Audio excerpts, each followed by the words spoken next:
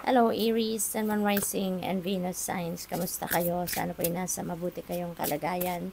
Welcome back po sa Star Tarot. Kung bago kayo rito, welcome din kayo. Thank you sa inyong support. I truly appreciate it. God bless you all. Aries, pauna mensahe po ninyo, I don't give up on love. Ayan, so a relationship you cherish can be healed.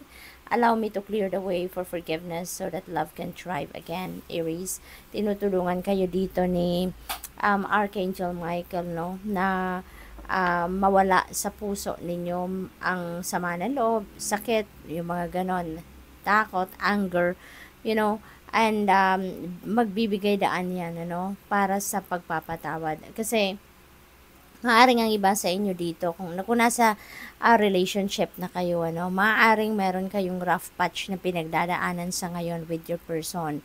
Pero, sabi sa inyo, don't give up on love. No, don't give up on love. Kasi normal naman sa isang relasyon, ang paminsan, meron talagang bagay na hindi kayo pagkakasunduan. Meron talagang panahon or pagkakataon dyan na kasi hindi sa lahat ng bagay magkaparehas ang iniisip ninyo, magkaparehas ang ideas ninyo. Kaya sometimes, there will be conflict talaga, diba? At parte yon ng isang relationship, parte yon ng journey ninyo as both people na nasa isang relasyon. Pero ngayon, maaring ang tawag dito, yung mag-iiral pa rin talaga ang pag-ibig ninyo, pagmamahal ninyo sa inyong person, at yung love ninyo sa relationship itself. Kaya mas pipiliin niyo dito na magpatawad, no? At bigyan ng isa pang pagkakataon or another chance ang person ninyo, and at the same time yung relationship ninyo na mag-thrive again, na mag-grow. You will manifest what you need. Oh, wow, napakaganda kung anong kailangan ninyo sa ngayon. Sabi ni Archangel Michael, mamamanifest mo yan, Express gratitude as if your plans have already come to pass. Magpasalamat kayo, huwag kayong makakalimot na magpasalamat sa mga biyayang dumadating sa inyo. At saka even to those, na hindi pa dumadating, na pinagdadasal ninyo, hindi pa man nangyayari, hindi pa man dumadating, ipagpasalamat nyo na yan. Trust that your angels are bringing you the assistance that you need. So, meron talagang paparating dito na biyaya sa inyo, at yun ang inyong mga kailangan sa buhay. Yan ay ibibigay, tutulungan kayo ng inyong mga guardian angels, and the rest of the loving angels para ihatid iyan sa inyo.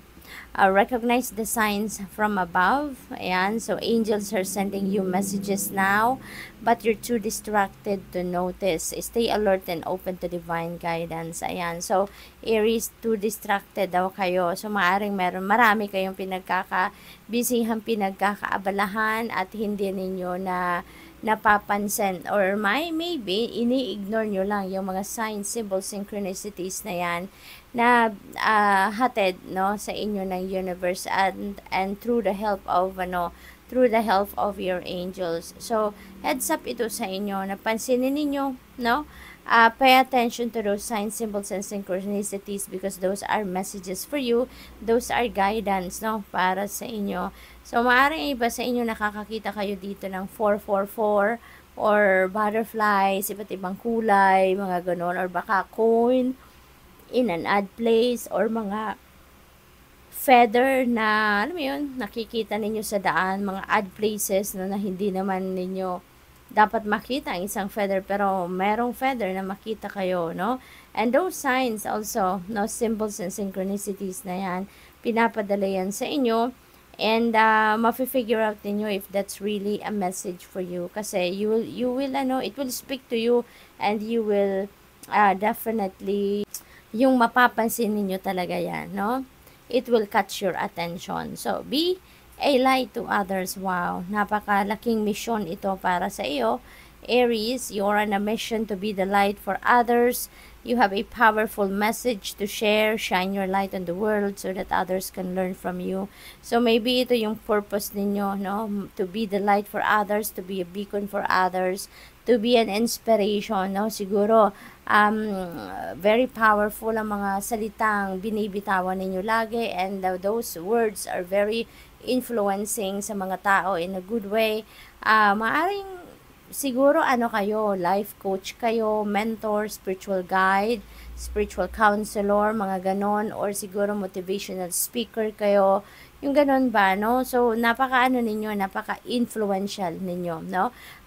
Siguro there are a lot of people that look up to you, no? Ginagalang kanila, nire-respeto kanila, kaya sinusunod nila siguro yung mga advice ninyo or kung ano man yung mga wisdom na sinishare ninyo with them. We have prioritized self-care, Aries. You do so much for others.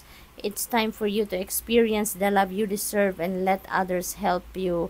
Ayan. So, napaka-compassionate niyo, very loving, very supportive kayo. You've been serving too many people. Now, you've been serving the people around you. You're helping them in any way. Pero siguro na-overlook nyo naman yung sarili ninyong pangangailangan. Okay?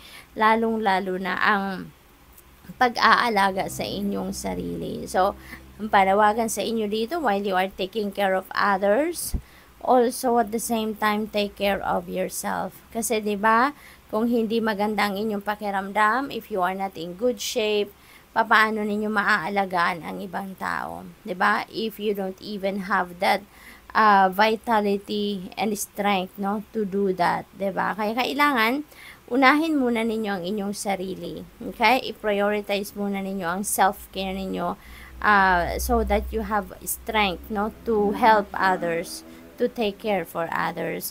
It's almost over. Your current challenges will be soon resolved and you will be able to look to the future with a smile. Napakaganda. Kung ano man yung mga pinagdadaanan ninyong hindi masyadong maganda sa ngayon, mga challenging situation, you know, sabi dito ni Archangel Michael, that will soon be resolved. So, you will be able to move forward, no? With your life, with a smile, makakapagbagong buhay, at magbabago kayo ng path ngayon na pagdadaanan, no? Mas magaang na ang inyong magiging pakiramdam. So, tignan natin kung ano pa ang ganap dito for Aries. We have angel number 16. There are some things that you need to readjust, no? Sabi dito, meron din obstacles na maaring pinagdadaanan talaga ang iba sa inyo, and that's good because at this time you are going to overcome those obstacles na. So almost over, no? Maybe then, makikilala ninyo ngayon ang inyong mga soulmates, or maybe magkakaroon kayo ng romantic connection, no? With someone dito. If you are single, there will be affection, no? There will be love, support, and comfort na mararanasan din ninyo sa ngayon. Sabi dito, your level of self-control is sufficient to make things right. On the horizon is the possibility of beginning a new romantic or platonic friendship. So, most likely talaga, no, if you're single, magkakaroon kayo ng bagong love connection, or you are going to making new friends then. As well as the chance to begin life anew with a person from one's past. Ayan, everything will fall to pieces. So, napakaganda nito kasi magiging maayos na talaga ang lahat. So, good luck. Thank you for watching Love and Light. Namaste.